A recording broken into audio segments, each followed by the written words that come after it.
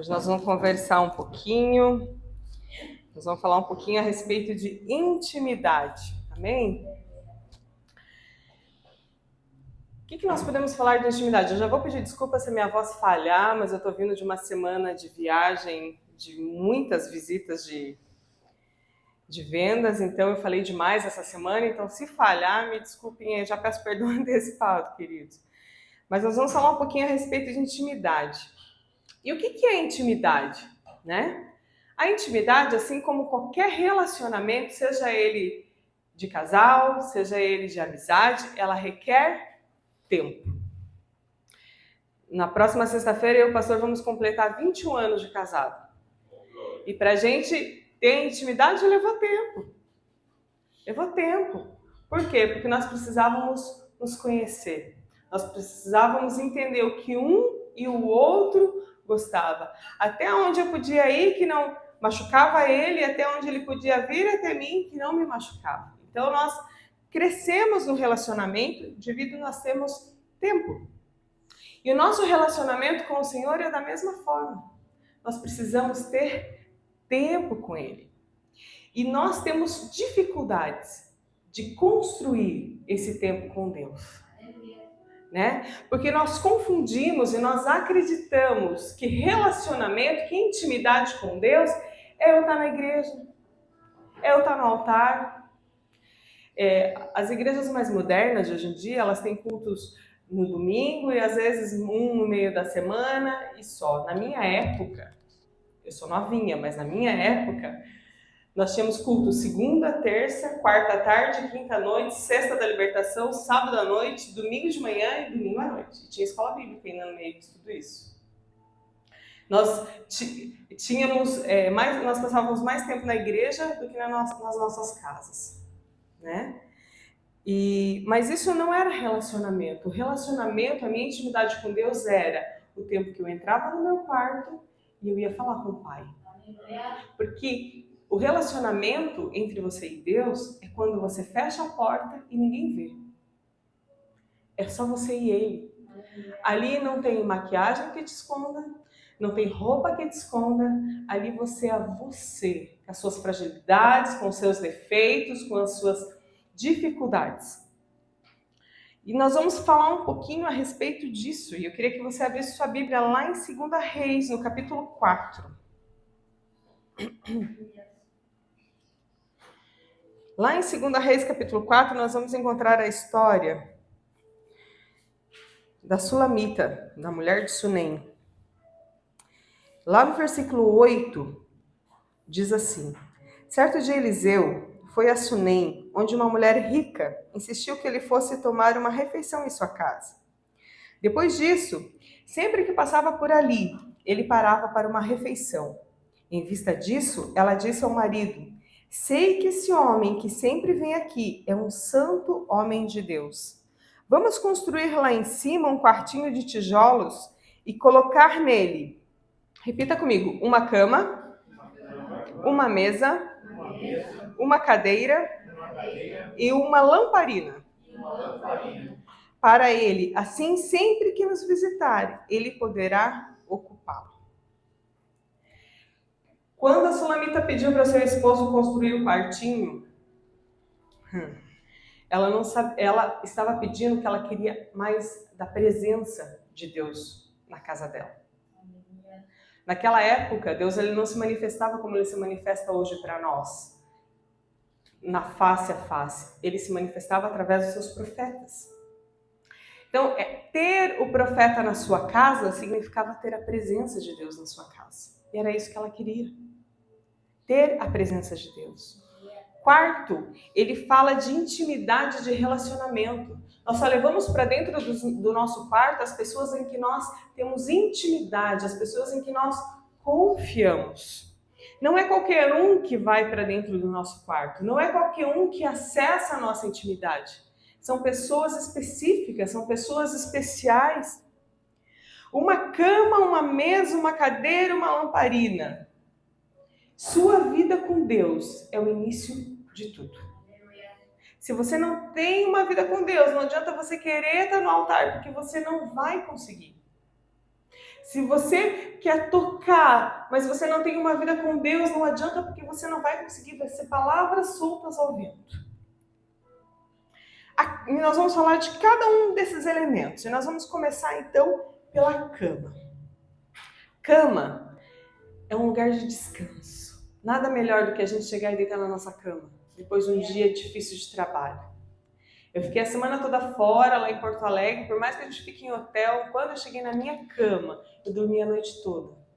No hotel eu me batia a noite toda, mas a minha cama é um lugar de descanso, é o meu lugar seguro.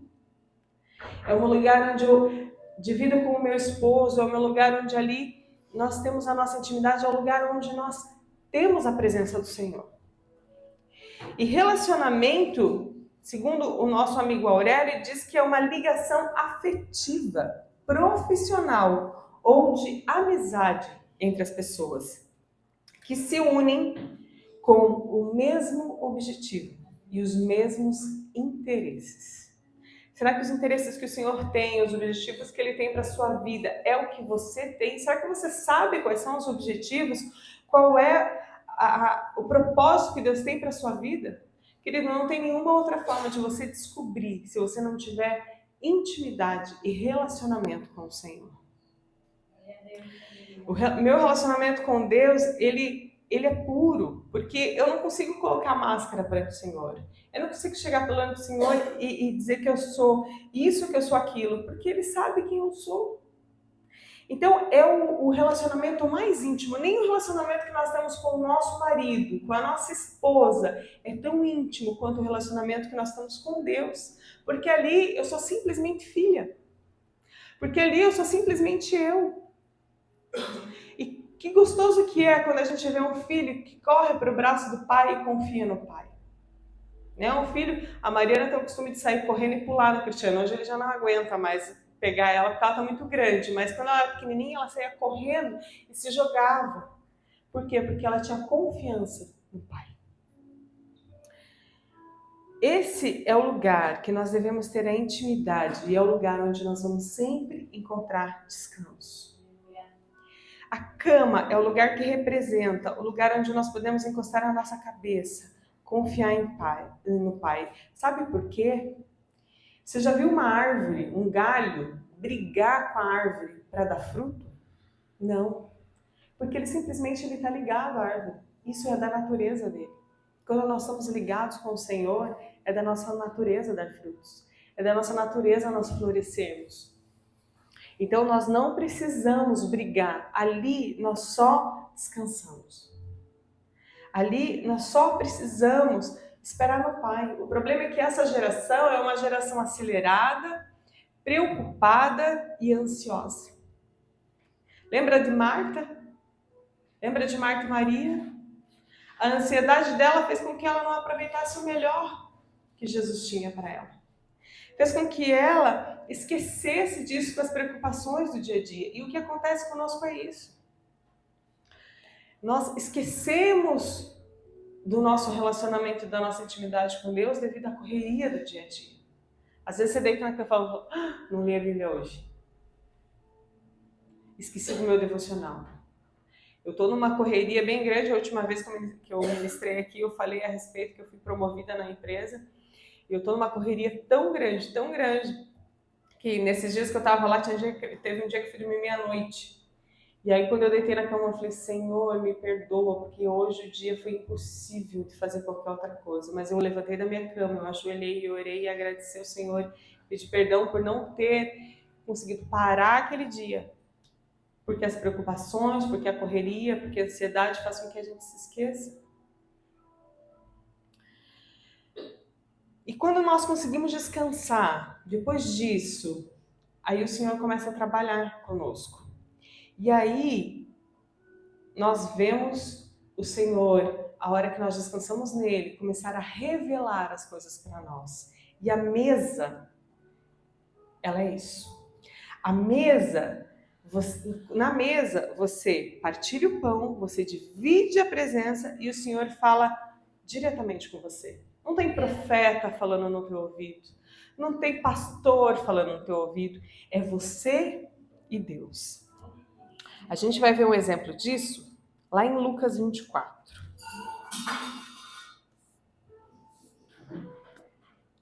Lá em Lucas 24, fala dos discípulos indo para o caminho de Emaús.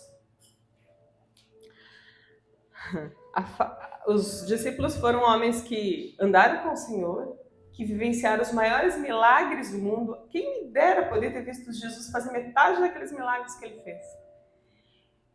Mas a falta de relacionamento íntimo fez com que eles perdessem a visão.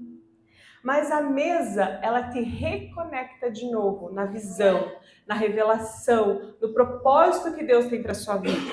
E foi o que aconteceu. Quando eles estavam indo para Emaús, lá no versículo 28, diz assim, ó. Ao se aproximarem do povoado para o qual estavam indo, Jesus fez com que ia mais adiante. Mas eles insistiram muito com ele. Fique conosco, pois a noite já vem, o dia já está quase findando. Então ele entrou para ficar com eles. E quando estava à mesa com eles, tomou o pão, deu graças, partiu e deu a eles. Então os olhos deles foram abertos e o reconheceram. E ele desapareceu da vista deles. Quando eles sentaram à mesa com o Senhor, que o Senhor partiu o pão da presença, a revelação veio para eles. E o que aconteceu? Eles voltaram para Jerusalém, que era o lugar da promessa. Eles saíram da intimidade e se perderam. Mas a mesa trouxe eles de volta para o caminho correto. E aí eles voltaram para o propósito deles, que era em Jerusalém.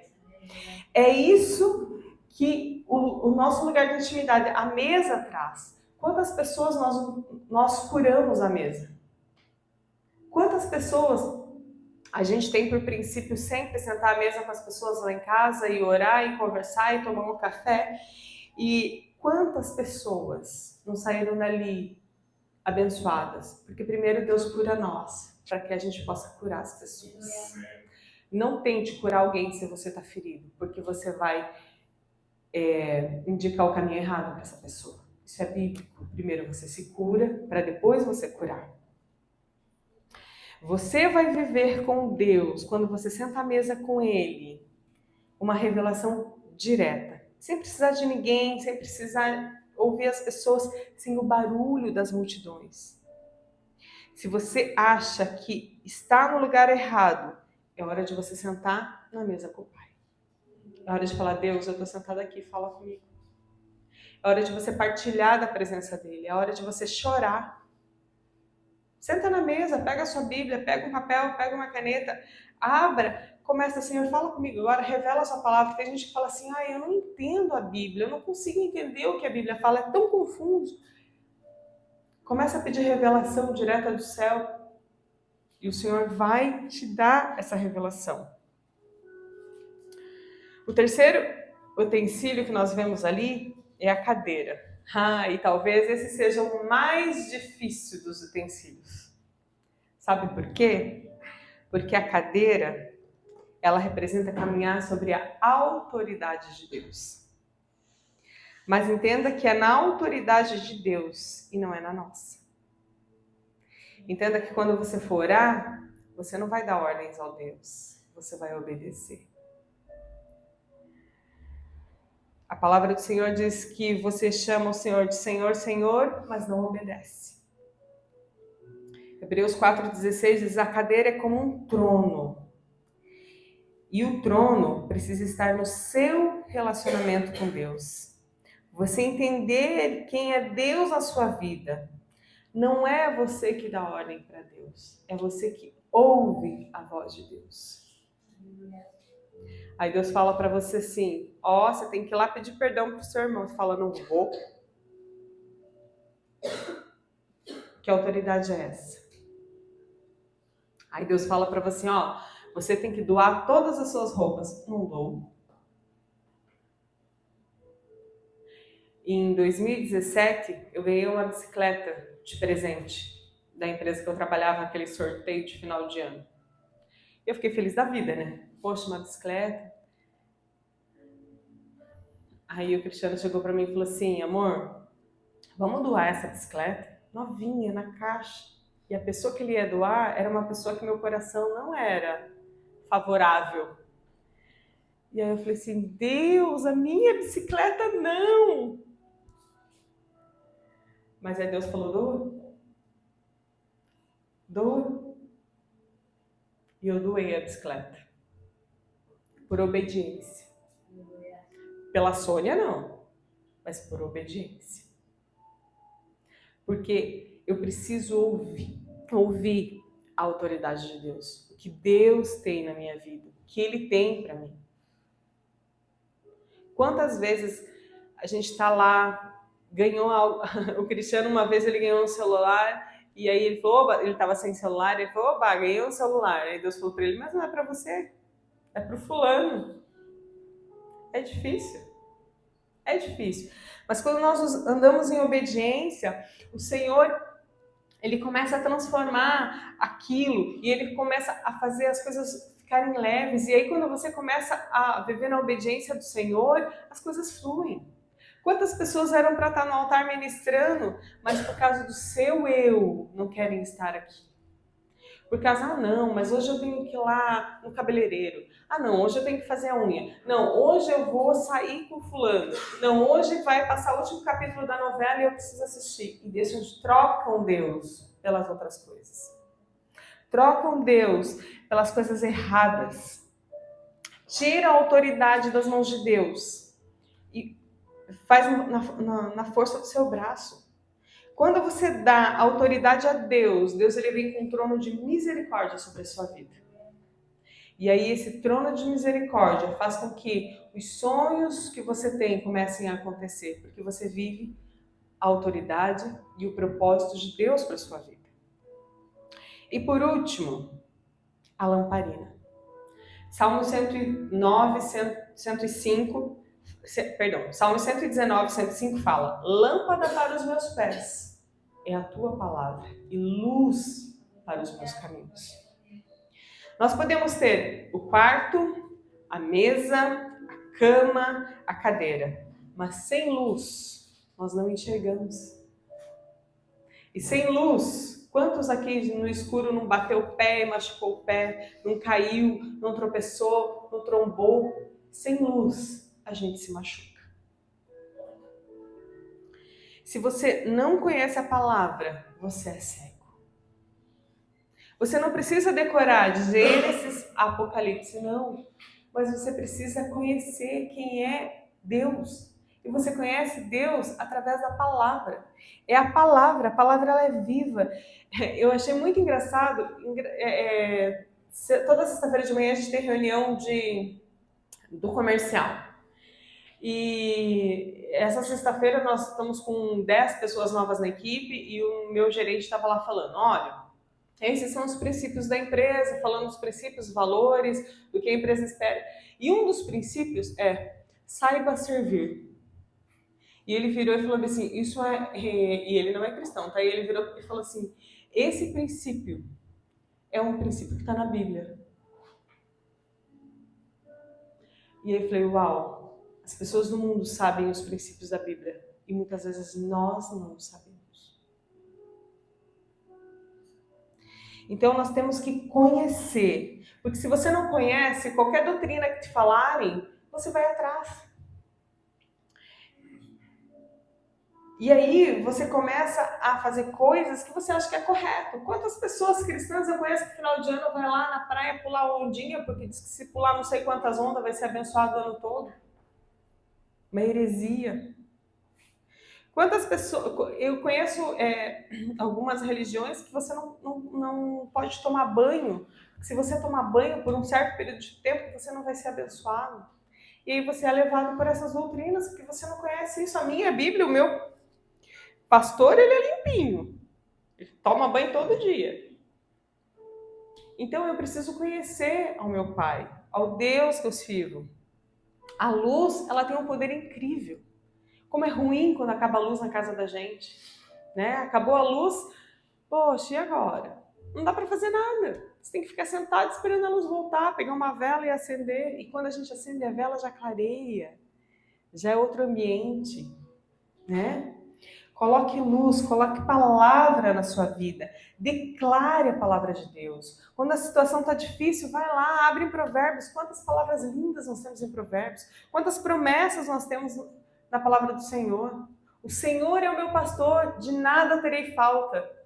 1000 cairão ao meu lado, 10.000... Gente, declara a palavra do Senhor. Salmos 91 não foi feito para ficar lá pegando poeira, não. Salmos 91 foi feito para você declarar isso sobre a sua vida. Tá difícil? Declara a palavra do Senhor. Vou contar para vocês, no ano de 2019, eu tinha um grande contrato na empresa para fechar. E a menina dos suprimentos da empresa me ligou e falou assim, Sônia, nós vamos fechar com o concorrente, porque o preço de vocês ficou fora. Eu falei, que pena, mas daqui 24 meses a gente volta a conversar.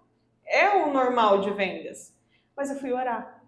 Eu falei, Senhor, eu lutei tanto por esse contrato, eu fiz o meu melhor, e eu estou perdendo esse contrato, Senhor, eu não aceito isso. Mas eu vou obedecer aquilo que o Senhor quer. 2 dias depois, o diretor dessa empresa me liga e fala, Sônia, você pode vir aqui?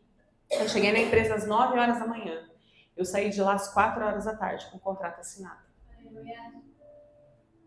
Porque eu declarei sobre aquilo. E você tem que declarar. Você tem que falar. Porque se você não falar, se você não declarar, outras pessoas vão declarar. Conheça o pai que você tem. Aí algumas pessoas falam, nossa, mas aquele irmão é tão abençoado, por que será que ele é abençoado? Vai perguntar para ele o que ele declara na vida dele. Porque às vezes a gente não vive o melhor dessa terra, que é uma promessa do Senhor para nós. Porque nós não declaramos. Ao contrário, nós ficamos reclamando. Reclamamos do salário, reclamamos do trabalho, reclamamos de tudo. Não abençoamos os nossos gerentes, não abençoamos os nossos diretores, não abençoamos a casa que nós moramos. Não. Eu já falei aqui, já preguei aqui sobre agradecimento, sobre ser grato. Seja grato. Lá quando Jesus partiu o pão para entregar o pão da presença para os discípulos, ele deu graças. Em tudo que você for fazer, dê graças. Mas a luz, ela tem que ser trazida para a sua vida. Você precisa colocar a luz nos pecados não confessados. Amado, tudo que é escondido, tudo que é sujo, tudo que é escuro é território do inimigo.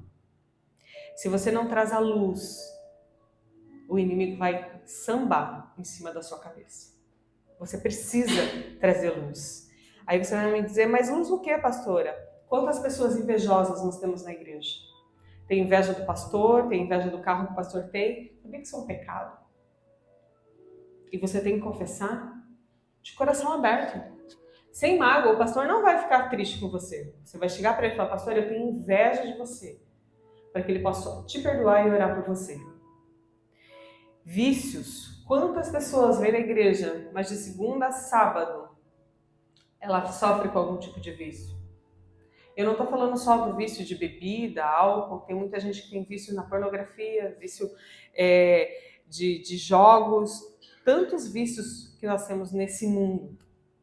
Você tem que trazer luz sobre isso, você precisa confessar isso. Traições, mentiras. Eu tenho na minha família uma pessoa muito mentirosa. Quando ela vem falar comigo, eu fico olhando para a cara dela e falo, meu Deus, será que agora ela está falando verdade? É muito feio mentira. Eu sempre falo, é melhor você colher a consequência da verdade do que você ficar mentindo. Porque a mentira é assim, hoje eu conto uma coisa. Amanhã eu preciso complementar para poder sustentar a primeira mentira que eu contei. E aí eu começo a mentira daqui a pouco está tão grande que você não dá conta da mentira mais.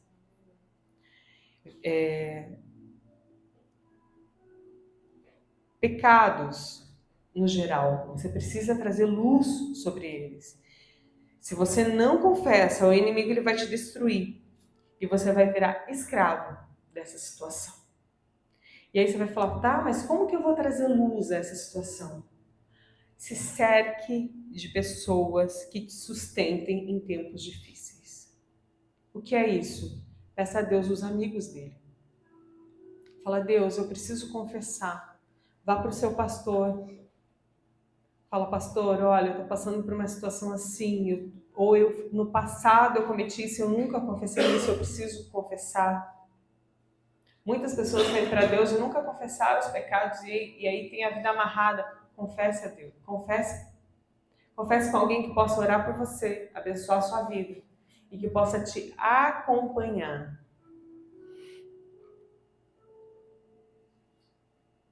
Abra o seu coração, não tenha medo de abrir, mas escolha as pessoas certas. Não escolha qualquer um, porque se a pessoa não tiver intimidade e relacionamento com Deus, ela vai detonar você. E aí, em vez de melhorar, você vai piorar. Pessoas com raízes profundas que te sustentem nos tempos difíceis. Essa descrição é a descrição que todo mundo fala do quartinho do profeta, né? Ah, eu quero ter na minha casa um quartinho de profeta. Não precisa ter um quartinho. Faça do seu quarto o quarto do profeta. Faça da intimidade. Tenha lá a sua cama, a sua mesa, a sua cadeira e a lamparina. A partir do momento que você tiver tudo isso na sua vida, você vai ver quão abençoado você vai ser. Você não vai sofrer quando vier as lutas e as tribulações. Na alegria é muito fácil saltar de alegria. Nas tribulações é muito difícil você conseguir focar em Deus. Mas quando você tem intimidade com Deus, você passa por aquilo dando glória. Eu lembro que quando o Senhor tirou tudo de nós, não restava mais nada. A única coisa que nós tínhamos era Ele. Mas foi o período mais feliz da nossa vida. Nós não tínhamos dinheiro, mas nós tínhamos Deus. E Deus foi tão fiel, porque nós fomos fiel a Ele. Nada nos faltou, porque Ele nos sustentava. Porque é intimidade. Então hoje, quando você abrir o seu olho, que você possa lembrar, uau, Deus, obrigado, o Senhor me deu mais um dia de vida. Agradeça. E tire um tempo para ter intimidade com Deus. No começo vai ser difícil? Vai. Faça 5 minutos. Aos pouquinhos você vai ver que aqueles 5 minutos vai aumentando. Vai ter um dia que você vai estar lá 1 hora e você não percebeu que você estava lá ouvindo, conversando com Deus. Amém? Quero orar por você. Pai, obrigada, Senhor.